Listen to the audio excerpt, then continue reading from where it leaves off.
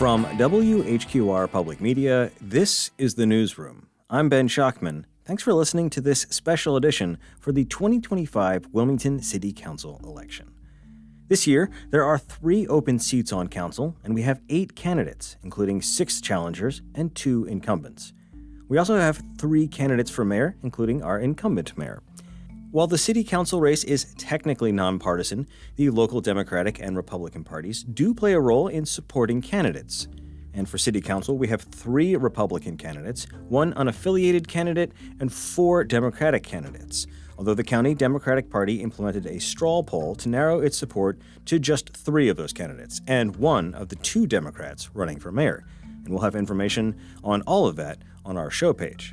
On today's show, we're interviewing Democratic challenger Cassidy Santaguida, who's running for a seat on Wilmington's City Council. Some may remember her from last year when she ran for a seat on the New Hanover County Board of Commissioners. Santaguida moved to Wilmington in 2016 to work at a major tech firm. All right, Cassidy Santaguida, candidate for Wilmington City Council, thank you very much for being here today. Thanks for having me. So before we get into the policy stuff, I want to give you an opportunity just to tell people a little bit about yourself, who you are, what you do. Thank you. I'm Cassidy Santaguida. I'm running for Wilmington City Council. I moved to Wilmington in 2016 to take a job at a growing tech company in town. I was recruited to help scale and grow the software engineering team. And I quickly fell in love with Wilmington. This is a place where I've decided to raise my family. And I think it's important that we have city leaders in place who have a vision not just for where we are and the problems we have today, but a vision for our future and where we're going and the kind of city that we leave for our kids. And we're asking all the candidates because this is technically a nonpartisan race, but it was like the first question that popped up on Facebook every time the Board of Elections posted a new smiling candidate photo. So we're asking everyone if you're affiliated with the party, and if so, which party and why? Yeah, I'm a registered Democrat, and I choose to be a registered Democrat because that's the political party that most align with my personal values. I think putting people first is very important, and leading with people in mind is a core value of mine.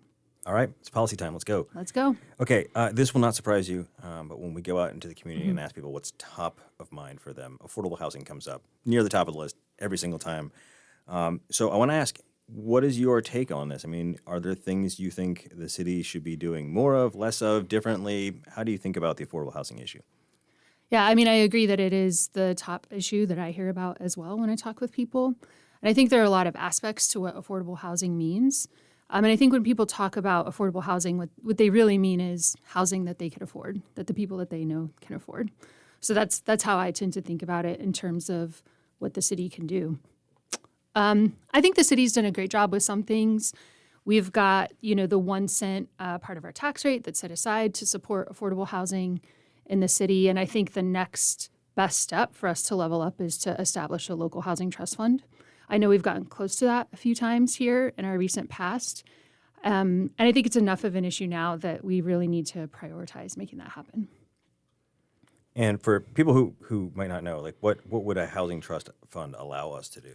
Sure. So a housing trust fund is a fund that's in place to support the financial needs of developers who want to build affordable housing. It depends on how you implement it. In some housing trust funds, they also establish programs that can help renters on the path to homeownership and help tenants in other ways with other programs as well. So I want to talk about a related issue. Mm-hmm. We sometimes think of this as like the most extreme version of the housing crisis, and that's homelessness. Right. It has been, I think, maybe a more visible issue in downtown Wilmington, but it's certainly not a new issue, and not one that anyone has found a silver bullet for. So with those caveats, how do you think about homelessness? What do you think the city's role, if anything, is in addressing that issue?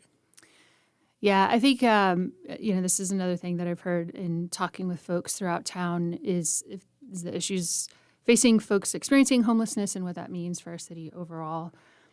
I think that, the ways to best start to solve our homelessness problems in Wilmington are to relieve some of the pressure that our emergency shelters are experiencing. Because when people that are experiencing homelessness are in situations where they're constantly putting pressure on those like emergency shelters. That makes it harder for folks that are maybe experiencing homelessness for the first time and accessing services. So I think expanding our emergency shelters is part of that. We need to establish more permanent supportive housing to help people get back into longer-term housing out of those emergency situations. And I think we need to build more affordable housing in the city so that as folks get back on their feet and they find more stability in their lives, they're in a position where they're able to move, into more of that affordable housing. That's certainly something we've heard, is that there's almost like two gulfs. There's one between, you might stabilize in a shelter and then you're looking to get to maybe something like Section 8 housing or, a public housing development. And then there's another gulf, if you can stick the landing there, between that and market rate apartments. It's two very difficult jumps to land. Right. And I think part of what we've seen in the housing crisis, particularly here in Wilmington, but I know this is happening in cities across the country, is when you have an affordability crisis at higher market rate, what that does is that puts pressure on lower bands in the system, and it moves people further and further down that quote-unquote housing spectrum, which only perpetuates that pressure. And I think what we're really seeing here is the cracks at the bottom of the system really starting to manifest. So a lot of people we talk to would, sort of irrespective of party, would be very supportive of more affordable housing. At the same time, you've seen this. Anyone who's been in Wilmington has seen this in the news coverage or at city council meetings, New Hanover County Commission meetings. When a new project is proposed, especially if it's a larger, denser, multifamily apartment building type project, we do see a lot of local pushback, however you want to construe that. So to the extent that it's possible in Wilmington's largely built out, but it's still an issue here and there. How do you think the city should be handling this kind of balance between, a need for more housing units because people won't stop moving here, but also the sense that a lot of residents have that, either the development is unchecked or that the impact on, schools and traffic and green space is getting, overtly negative. How do you find that perfect balance? That's a very delicate balance to strike. So I'll tell you where I would start looking at affordable housing is in the places where we've already had it. There are a number of affordable housing units that came offline after Florence.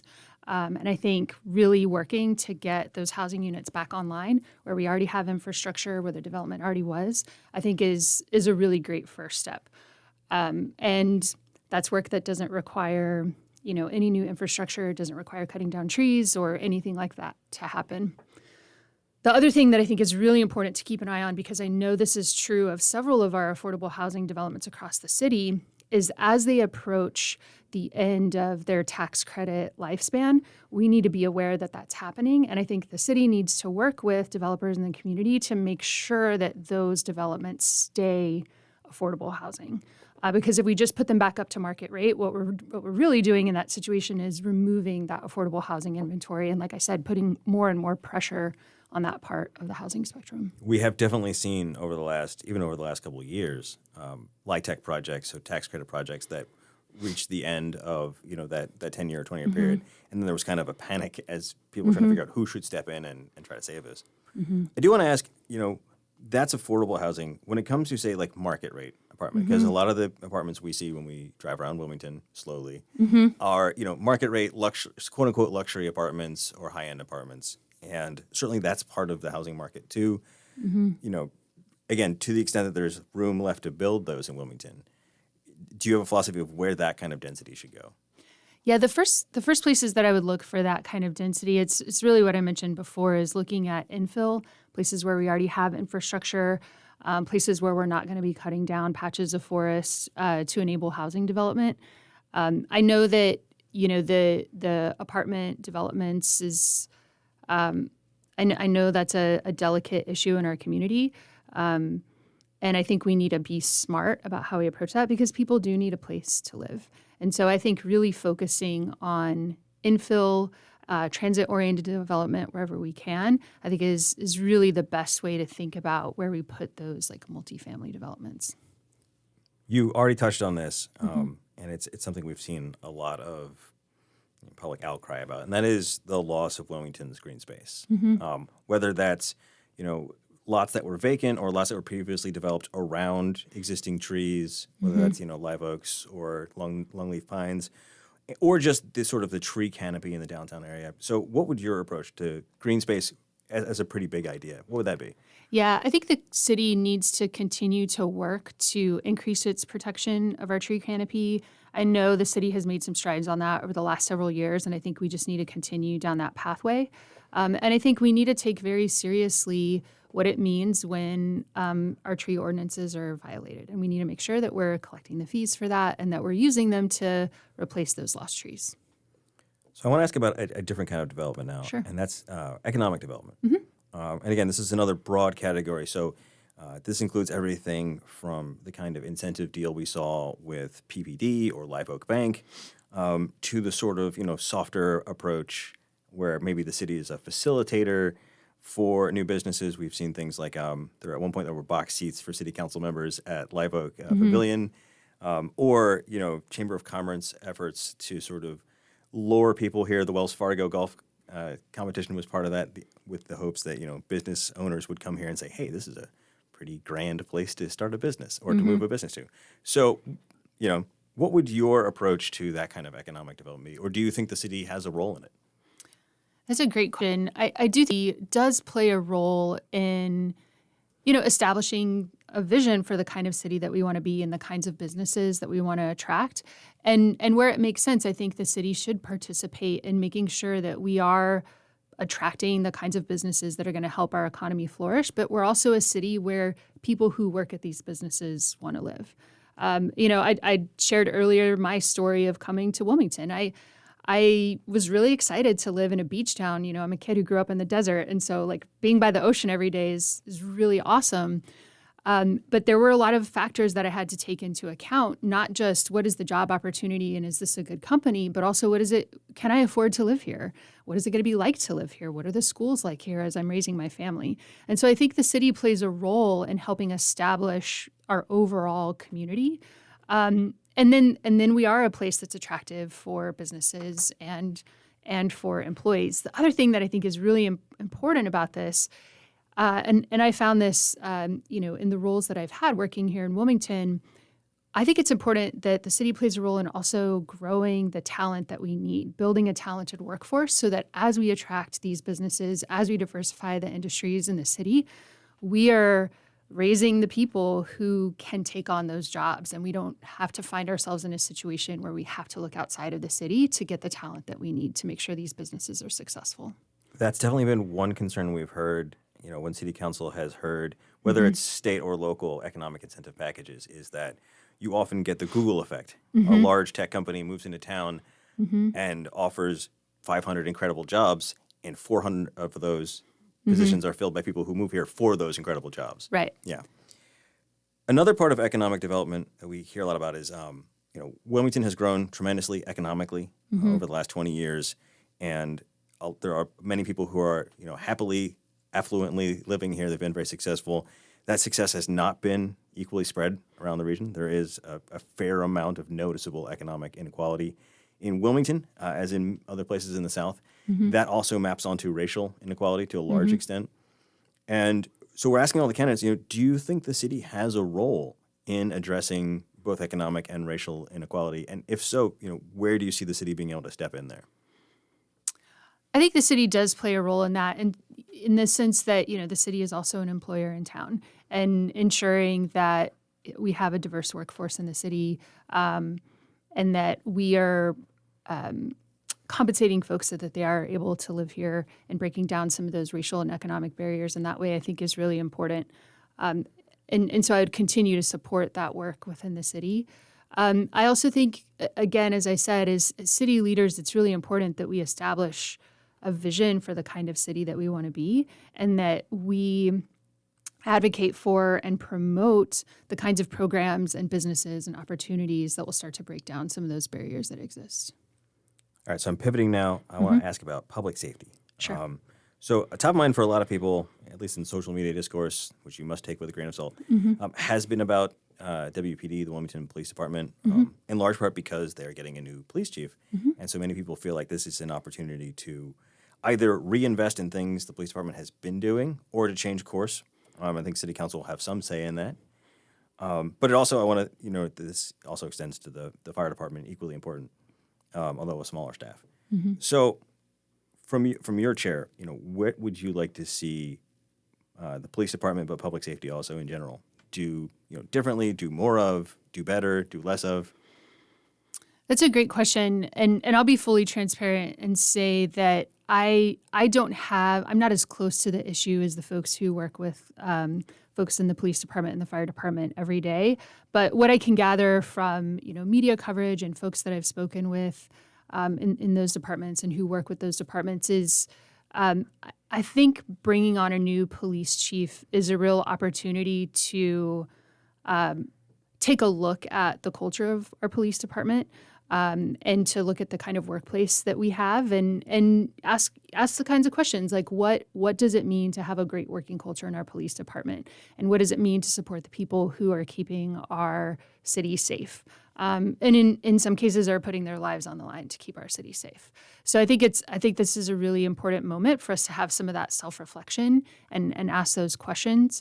I would really love to have a police department where everybody who works in the police department feels like they work in a great place, where their contributions are valued both financially and in other ways, and a culture where the city, the people who live in the city of Wilmington feel like the police department is serving their best interests. So I think that bringing on a new police chief is a really great opportunity for us to look at how do we improve those relationships, how do we improve that departmental work culture, and what are the things that city leaders can do to promote the kind of department that we want to see.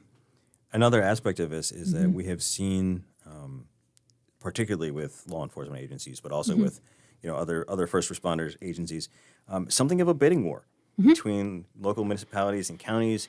We've seen the New Hanover County outbid Wilmington. We've seen even smaller towns like Leland and Boylston outbid Wilmington. I assume at some point there's an upper limit to where the city can just not compete anymore. But do you think that is a space where maybe the city could do more? Yeah, absolutely. I think about Wilmington as the center of the Cape Fear region. And this is the city that so many people in our region come into every day to go to work, come into on the weekends for entertainment. And our police force is supporting all of those folks, whether or not they're residents of the city or not.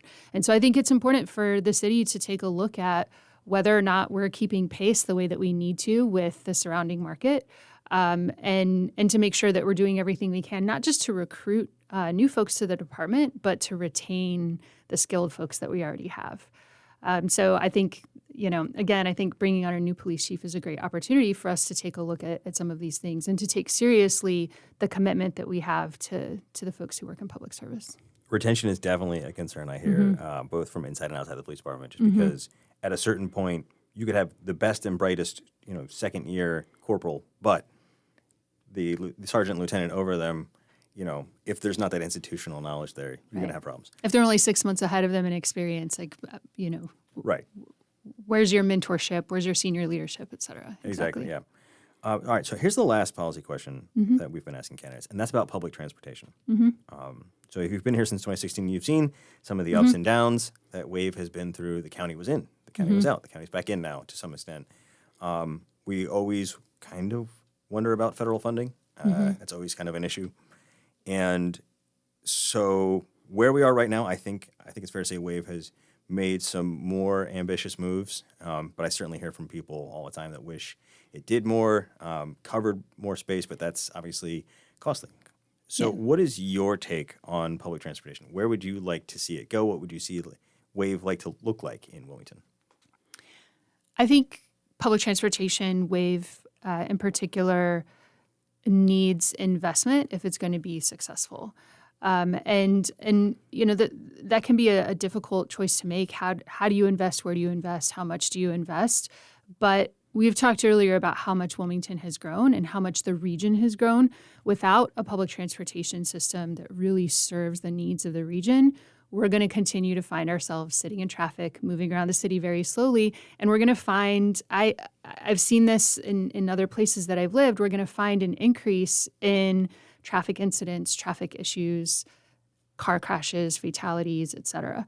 So we've got to make sure that we're investing in public transportation that really serves the needs of our city and of our region. And I think there's some really interesting programs and things that we can take into account to help build revenue-generating programs around public transportation. I've spoken about this before when I lived in Austin. I took the bus to work every day, and that's because our bus system offered express routes for commuters. So I didn't stop every 2 blocks on my way to work. We stopped every, 15 blocks or 20 blocks. And so those commuter routes get people to where they're going pretty quickly. I think it would be really interesting to look at routes that serve the employment centers that we have throughout the city, and really do some studies about where all those folks are coming from. And this is where I think the idea of regional transportation comes into play. A park and ride from Leland to the hospital could serve thousands of people every day and take those cars off the road. That's just an example of the kind of, programs that we haven't really seen in the time that I've been in Wilmington that I think really could make a big difference, not just in public transportation and what it offers, but our overall experience just moving around the city.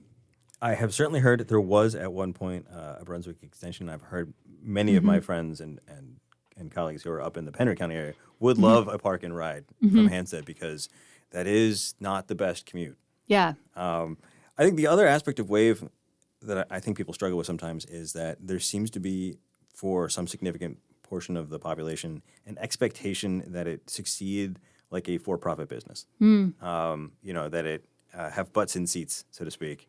And the idea that one thing we hear often is, we see buses with not enough people in them, and that is often used as an argument to sort of toss the whole project.